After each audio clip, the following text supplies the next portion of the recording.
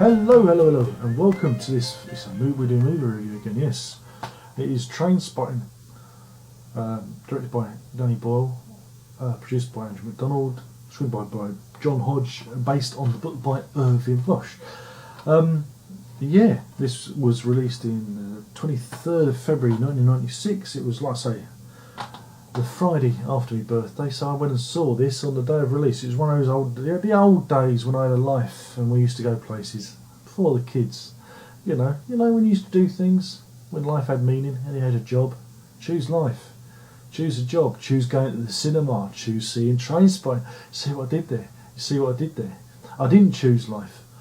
I chose doing YouTube videos, which is just one step up from being a leech at the bottom of the bottom of the pond. Anyway, I've got off the topic there. So we were talking about Trainspotting, and like I said, it was my birthday treat, and I went and saw it at the cinema, and I laughed like a drain. I thought it was brilliant. I'd never seen anything quite like it. But I was familiar with Shallow Grave, which came before, and I was very impressed with that. Christopher Eccleston, Ewan McGregor. Again, I knew Ewan McGregor from the Dennis Potter TV series Lipstick on Your Collar. He made his debut in that, which is very, very interesting. Back in the days, I'm a big Dennis Potter fan, so I was familiar with Ewan McGregor, very much so. And yeah, I mean, it was innovative, and again, it's very hard to think back to those times.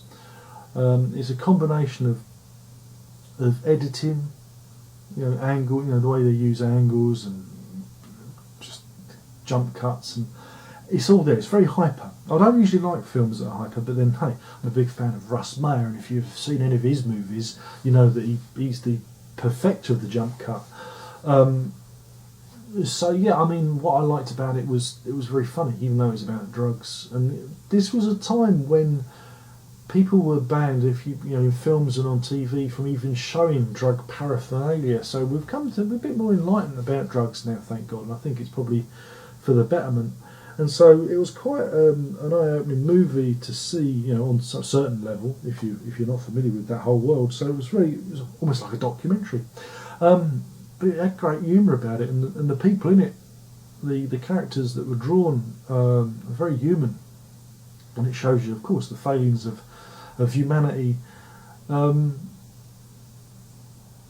there are lots of different strands. This is that's what's cool about the movie, is it's not just about renting, kicking drugs, or Sick Boy, finding his latest deal, or Begbie tearing up the joint, or Spud just being, Spud. My pleasure in your leisure. It's not just about that. It's about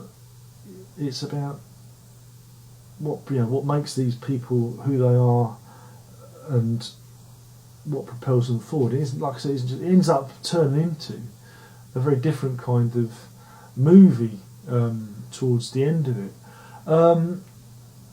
And what's really clever is John Hodge's screenplay, his script. Because if you've read the book, and I've read Irving's work, not before, afterwards, after seeing this, I went and investigated the book. The book is very, very dense, and there are lots of elements in it, and it's almost to the point of it almost being unfilmable.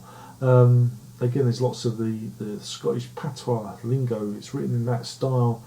There's that you've got to cut through, but there's lots of elements. There's lots of stuff that's left out, and that's the beauty of the script. Is Hodge went through it and he kind of shaped. He created something that was separate.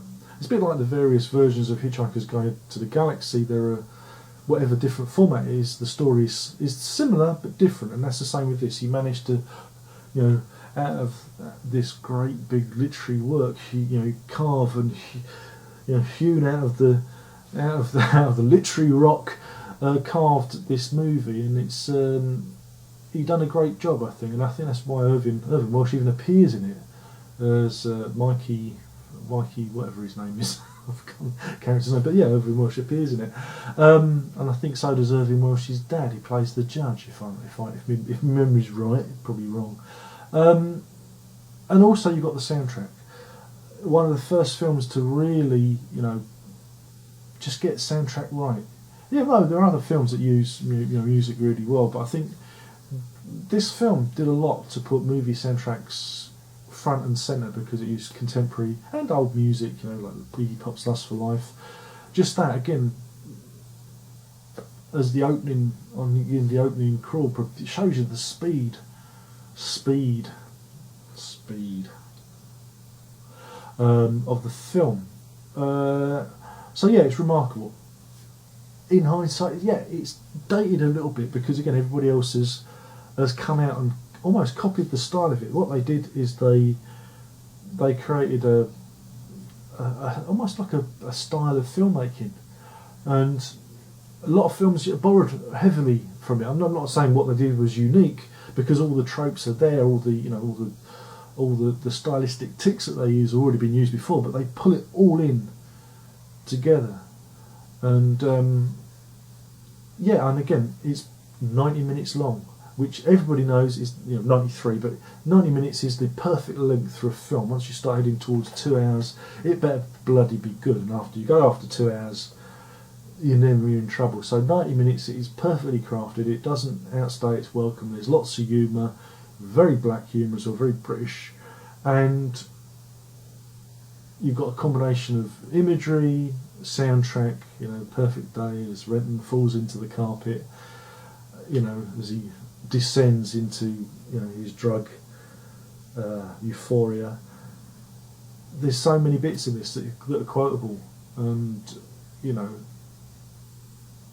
could, again, when things like this are open to parody, even to the film poster, they put the characters a bit like The Usual Suspects, but it was a bit more not pop art, but almost like an advertising billboard. I remember there were massive adverts at Waterloo Station everywhere you went with these characters, and that's before you'd even heard of the film or even seen it. So it was like imprinted. You knew what these characters were called before you'd even heard a review. So yeah, and if I'd have said to you, well, it's a drama about heroin addicts, and one of them dies, and then it all goes a bit bad for them, and then they decide to sell some drugs, and one of them runs away with all the money, you go, that sounds like a terrible movie.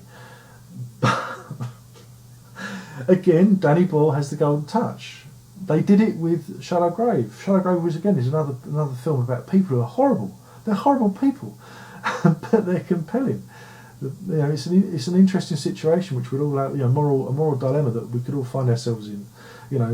Do we, a bit like a simple plan by Sam Raimi. Watch that and Shallow Grave as a double bill. That's a good double bill.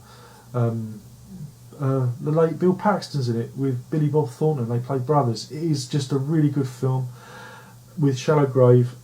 Great combination, but it's about people being drawn into a situation, and it doesn't help if you're a little bit cutthroat, a little bit mercenary. But I'm getting off the point. They're almost two flip sides.